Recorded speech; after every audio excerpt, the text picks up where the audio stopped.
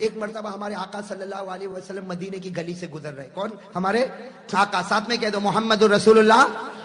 مدینے کی گلی سے گزر رہے. آپ کا ہاتھ حضرت ابو ہریرہ کے ہاتھ میں, کہو سبحان اللہ. اور مدینے کی گلی سے گزر رہے. آپ نے ایک آدمی کو دیکھا, ایک صحابی کو دیکھا, اے دبلے پتلے, ایک صحابی کو دیکھا.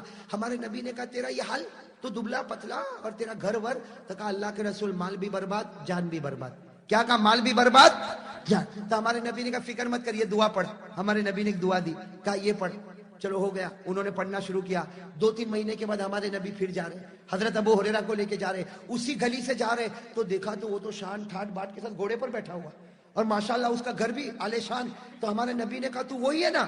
کہا میں وہی ہوں, لیکن آپ نے جو دعا بتائی اللہ نے میری جان بھی مضبوط بنا دی اور مال بھی مضبوط بنا دیا. ہمارے نبی نے کہا تو نہیں, اس ذات کی قسم جس کے قبضے میں میری جان ہے, قیامت تک کوئی بھی میرا امتی آئے گا یہ دعا پڑھتا جائے گا, اللہ جان سے بھی اور مال سے بھی ایسا مضبوط بنائے گا کہ وہ تعجب کرتا رہے گا, لیکن اللہ تندرستی دیتا جائے گا اور مال اتنا دے گا کہ گن بھی نہیں پائے گا.